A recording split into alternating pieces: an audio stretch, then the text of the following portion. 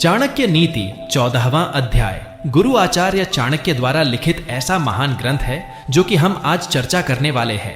14वां अध्याय के बारे में अंत तक बनी रहिए। गरीबी, दुख और एक बंदी का जीवन, यह सब व्यक्ति के किए हुए पापों का ही फल है। आप दौलत, मित्र, पत्नी और राज्य गवाकर वापस पा सकते हैं, लेकिन यदि आप अपनी काया गवा देते हैं तो वापस नहीं मिलेगी। यदि हम बड़ी संख्या में एकत्र हो जाए तो दुश्मन को हरा सकते हैं।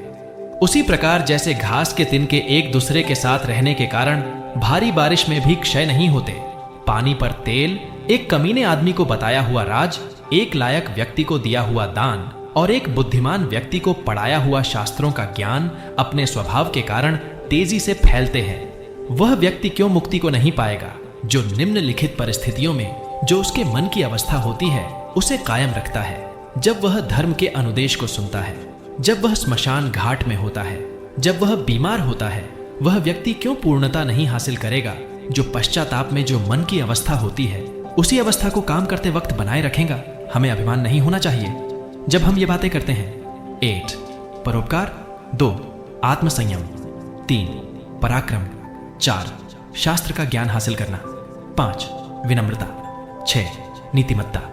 यह करते वक्त अभिमान करने की इसलिए जरूरत नहीं क्योंकि दुनिया बहुत कम दिखाई देने वाले दुर्लभ रत्नों से भरी पड़ी है। वह जो हमारे मन में रहता हमारे निकट है।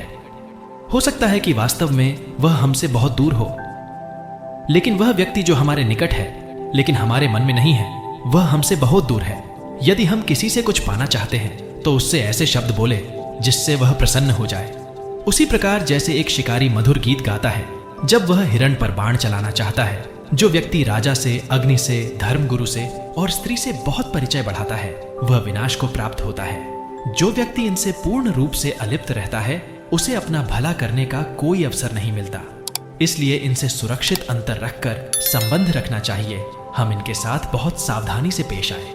8 अग्नि, 2 पानी, 3 औरत, 4 मूर्ख, 5 सांप, 6 राज्य परिवार के सदस्य। जब जब हम इनके संपर्क में आते हैं, क्योंकि ये हमें एक झटके में मौत तक पहुंचा सकते हैं, वही व्यक्ति जीवित है जो गुणवान है और पुण्यवान है। लेकिन जिसके पास धर्म और गुण नहीं, उसे क्या शुभ कामना दी जा सकती है।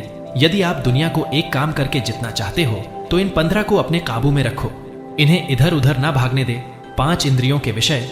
8 जो दिखाई देता है, 2 जो सुनाई देता है, 3 जिसकी गंध आती है, 4 जिसका स्वाद आता है, 5 जिसका स्पर्श होता है, 5 इंद्रिय, 8 आंख, 2 कान, 3 नाक, 4 जिह्वा, 5 त्वचा, 5 कर्मेंद्रिय, 8 हाथ, 2 पांव, 3 मुंह, 4 जननेंद्रिय, 5 गुदा।